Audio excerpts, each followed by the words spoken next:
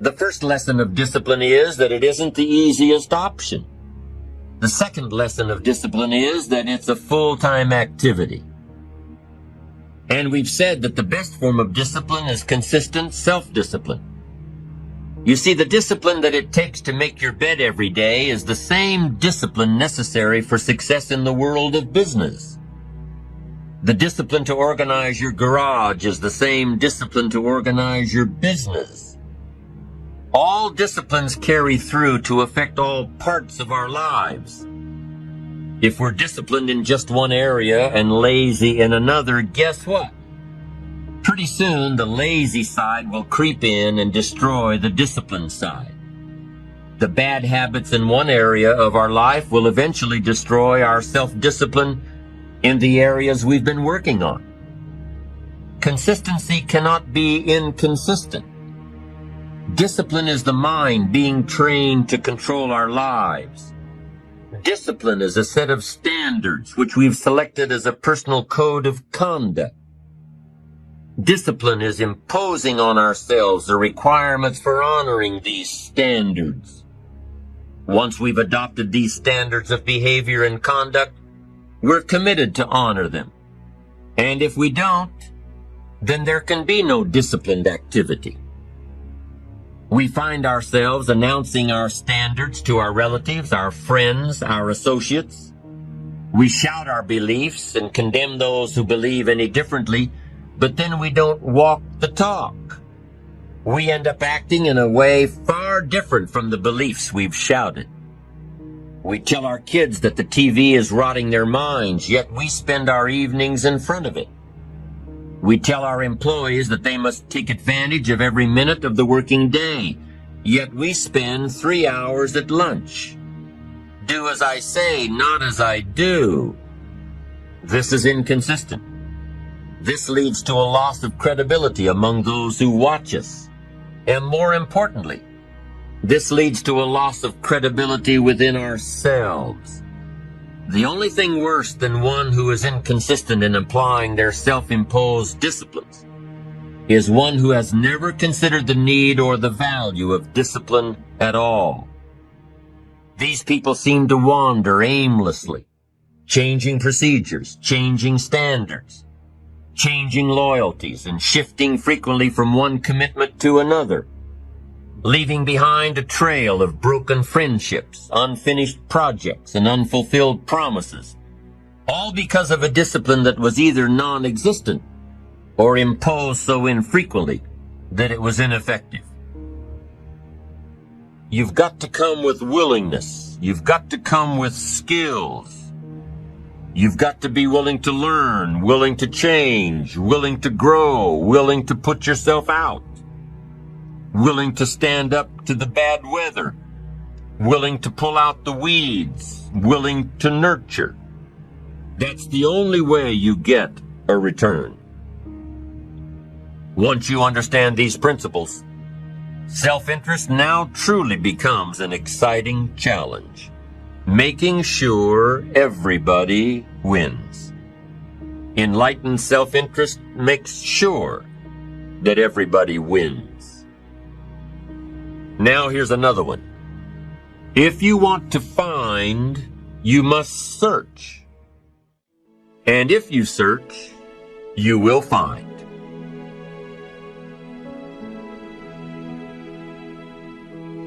You've got to go to the bookstore. You've got to go to the class.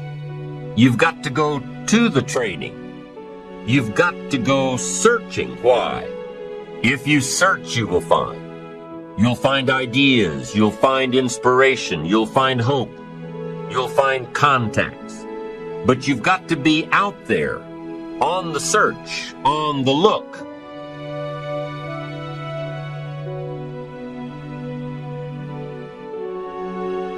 Life reserves its treasures for those who deserve it, not those who need it. Enlightened self-interest, giving so that you will receive, searching so that you will find, making sure that everybody wins all the way around.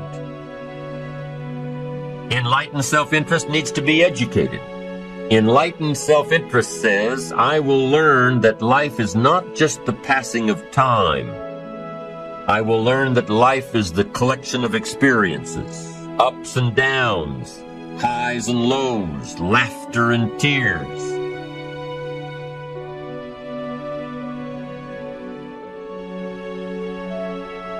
You must decide to act. You must have the discipline to act.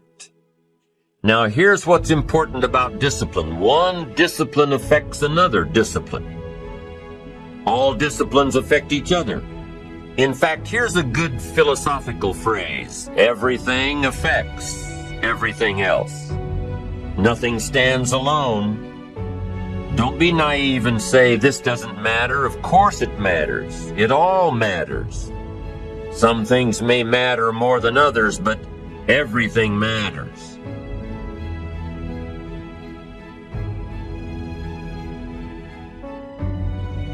If you'd rather sleep in than go for a walk around the neighborhood, pretty soon it will matter.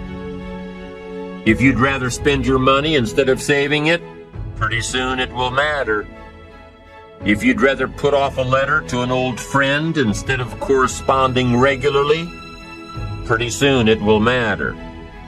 If you'd rather work late every night instead of going home and spending time with your family, pretty soon it will matter. It all matters. Every letdown affects the rest.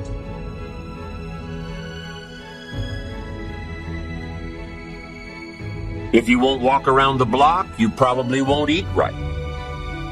And you probably won't buy the books. And you probably won't attend the seminars. And you probably won't spend your money wisely. And after years of this, it all adds up. So the key to reversing this process is to start picking up the disciplines. It does matter. It all matters.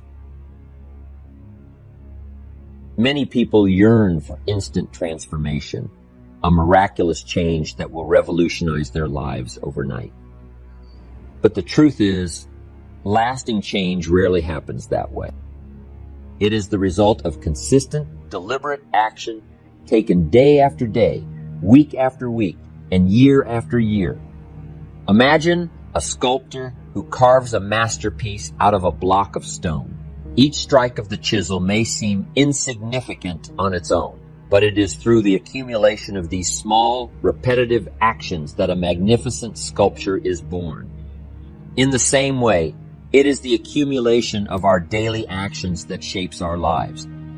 The power of small, repetitive actions lies in their ability to compound over time. Just like compound interest multiplies our financial investments, consistent actions compound to create remarkable results. It is through the accumulation of small steps that we climb mountains, achieve great feats, and transform our lives. Consider the habit of exercise. Committing to 30 minutes of physical activity each day may not feel like a significant change in the beginning. The key to harnessing the power of small, repetitive actions is consistency. It is not the occasional bursts of effort that create lasting change. It is the daily commitment to doing what needs to be done. It is finding the discipline to show up every day, regardless of how we feel, and taking those small steps towards our goals. Furthermore, we must be intentional about the actions we repeat. Just as a farmer carefully selects the seeds he plants, we must choose our habits and behaviors wisely. We must identify the small actions that align with our goals and values and then repeat them consistently. By doing so, we sow the seeds of success and reap a bountiful harvest. Remember, every action counts. Each time you make a conscious decision to eat a healthy meal, to invest in your personal growth, to nurture your relationships, or to show kindness to others, you are taking a small step towards creating the life you desire. And when you repeat those actions day after day, the results become extraordinary. You've got to have family goals. You've got to have personal goals. Worthy projects you would like to support. Not just income goals. It's not to have a home and a nice car and clothes to wear. It's the full variety of things. if you can develop an appetite for all of that. I call them reasons. Reasons make the difference. If you have enough reasons, you can do spectacular things. And there's an ancient script that says, without a vision, we die. And if I can get people caught up in thinking about where they would like to go, who they would like to meet, the kind of income they would like to have, the kind of money they would like to share, the kind of skills they would like to develop, the influence they would like to have, the reputation they would like to build. Would you like to be an entrepreneur? Would you like to have a masterful management career? Would you like to be a better parent? What kind of influence would you like to have on the people around you? Would you like to influence the industry you're in? There's a whole wide range of things that we need not lack for appetite of things to accomplish. And that's called the promise of the future. And without that promise, life becomes a little less worth living. If the promise is clear, we will pay the disciplines, we'll pay the price, we'll read the books, we'll take the classes, we'll learn the skills. So that's one of the first things, is to articulate the promise. Big job parents have these days is getting kids to see the promise of the future, the possibilities, the opportunities. When I used to cross my fingers and say, I sure hope things will change for me, and he said, Mr. Rohn, for things to change for you, you've got to change. I used to hope the economy would change, or my boss would change and become more benevolent. I used to hope that circumstances would change, that difficulties would go away. But he said things aren't going to change. It's going to be like it's always been. But if you will change, everything will change for you. If you'll get better, everything will get better for you. That sort of is the centerpiece of the philosophy I've been trying to teach all these years. And I think that's one of the best quotes. It's a promise he gave me. If you will change, everything will change for you. But if you won't change, the next 5 years will probably be just about like the last 5.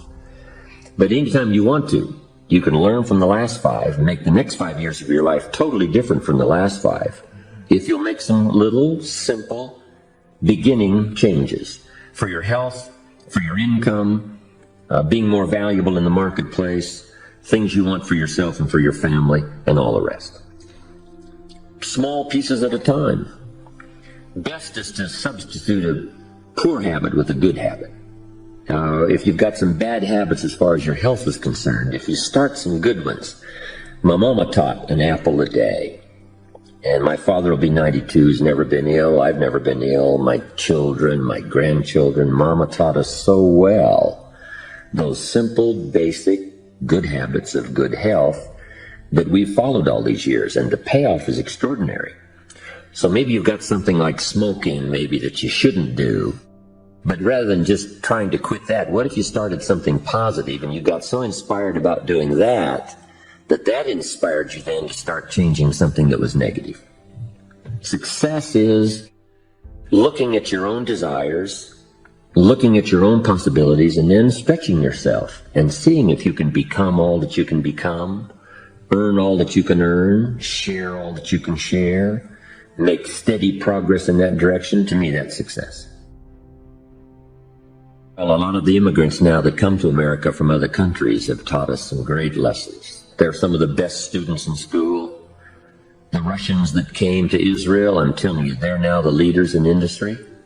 They are so grateful for liberty and freedom and for a chance. They need no guarantees. They don't need to be taken care of. All they need is an open door, a ladder to climb, a place to start, somebody to give them a chance, and away they go. And I think we've had it so easy in America for so long that we have lost that sharp edge.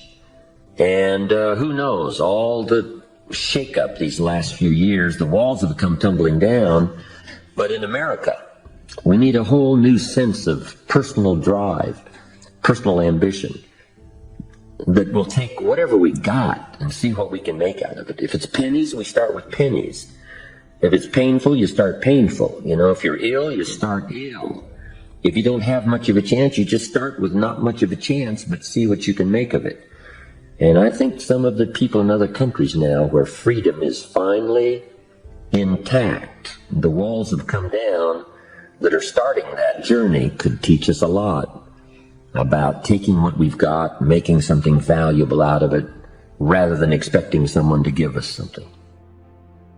If there's books provided that you don't read, classes provided that you don't take, music provided that you don't listen to, ideas provided that you ignore, places to go of learning that you could find contact with ideas that could change your life and never take advantage of it. That's the big tragedy, to have so much brought to your fingertips and not to be excited about it. But that's what these seminars are for. That's what books are for.